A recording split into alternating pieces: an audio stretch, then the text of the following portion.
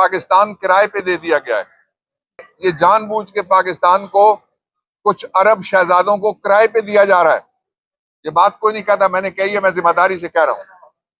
और जब east India company आई थी तो वो भी तजारत के नाम पे आई थी। तजारत के नाम पे मुल्क को फरोख्त नहीं करने देंगे हम।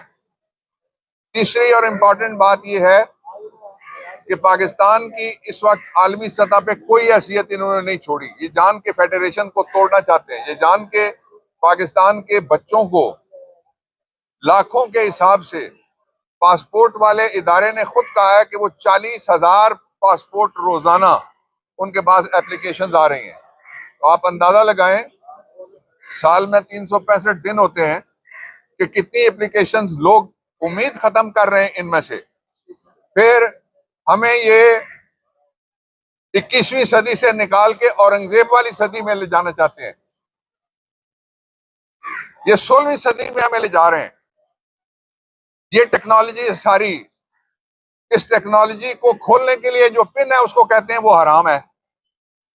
ये सरकारी और दरबारी उन्होंने रखे हुए हैं जो उनको ये मौका फराहम कर रहे हैं कि पाबंदियां लगाओ।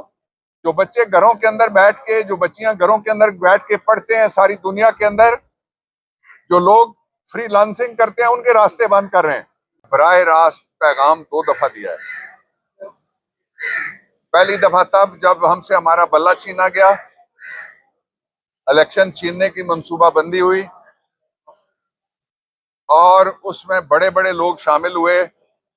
उस वक्त 8 फरवरी के दिन इमरान खान ने पहली दफा कौम को आवाज दी थी। जहां बैंगन था वो भी जीत गया, जहां किसी को तौहीन के लिए जूता दिया था उन्होंने वो भी जीत गया। और इतने जूते पड़े उनको जो पाकिस्तान के लोगों का मैंडेट चोरी करके आइन की तौहीन करना चाहते थे, कि जो तारीख में इससे पहले किसी पे इतनी जूताबारी नहीं हुई। वोट के जरिए से लोगों ने मारे उनको। ये वो पहला मौका था जिसपे इमरान खान ने बराह रास्त कौम को पैगाम दिया था। ये दूसरा मौका अब है कि पूरी कौम को बराह रास्त पैगाम दिया है इमरान खान ने कि 24 तारीख को आप बाहर निकलें और 3 कामों के लिए। एक, 26वीं आईनी तरमीम के जरिए से जो सुप्रीम कोर्ट के पर काटे गए उसके खिलाफ एहतजाज है। दूसरा, रूल ऑफ लॉ की बहाली है। तीसरा, चोरी शुदा मैंडेट है। और आप अगर हमसे पूछें तो हमारे लिए सबसे पहला इमरान खान की रिहाई है। 200 मुकदमात बनाए गए, सारे झूठे हैं। किसी एक मुकदमे में कोई जरा सी सच्चाई होती तो वो अपील में जाके खड़ा होता, नहीं है।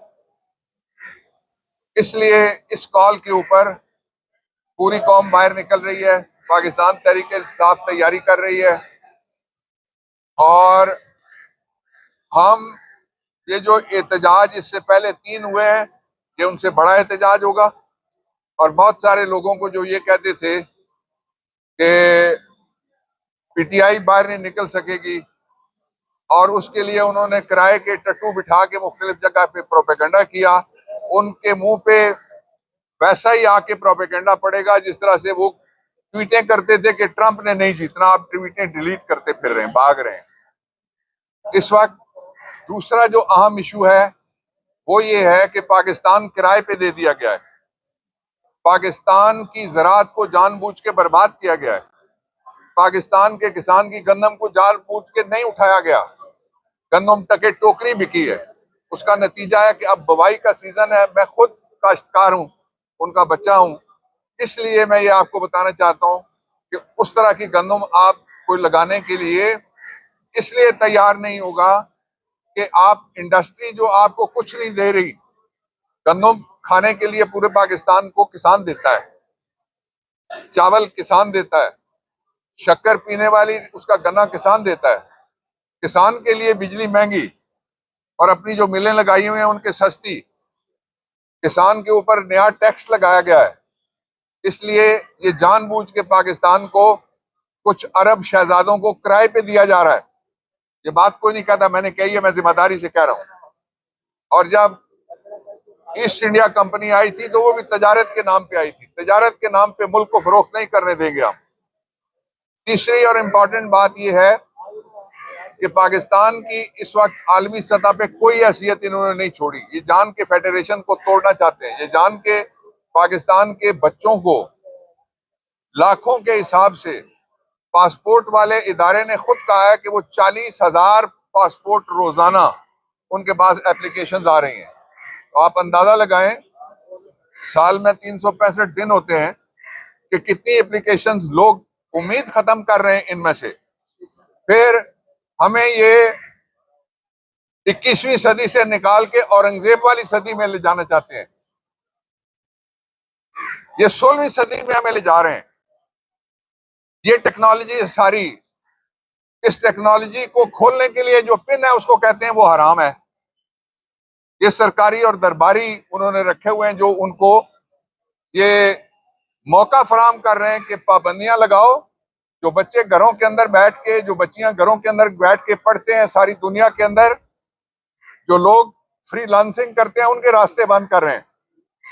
रोजगार है नहीं, नौकरी किसी को मिल नहीं रही, कारोबार है नहीं, और ताजरों के साथ भी ज्यादती हो रही है। इसलिए मैं इमरान खान का पैगाम पूरी कौम को देना चाहता हूं।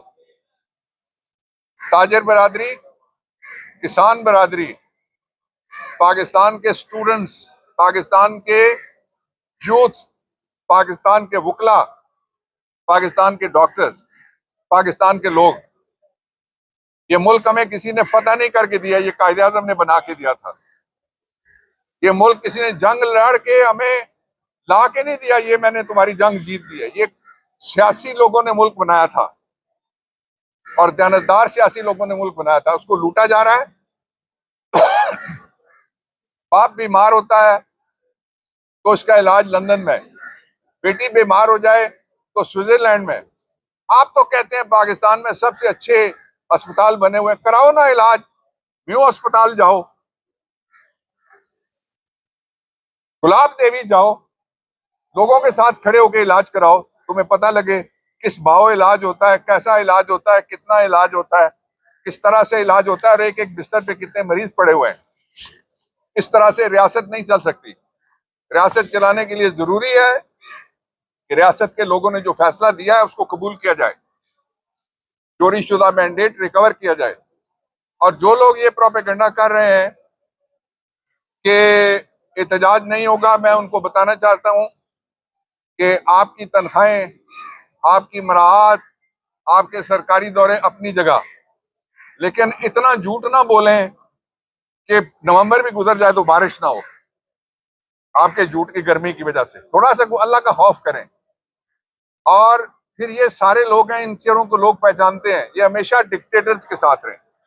इनमें से एक आदमी ऐसा नहीं है जिसने हर डिक्टेटर को ठीक ना कहा हो। ये हैं वो बोलने वाले, ये हैं वो लिखने वाले, ये हैं वो प्रोपेगेंडा करने वाले। कोई सवाल हो तो मैं हाजिर हूँ।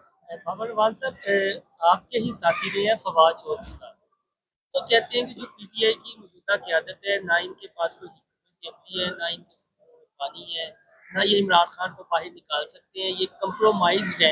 एक सेकंड जी, आप जिनका नाम ले रहे हैं वो पीटीआई छोड़ गए थे या खड़े रहे थे मुश्किल वक्त में? वो एक मिनट ना, मैं आप मेरा जवाब है, जो छोड़ गए उन पे मैं तबसरा नहीं करता।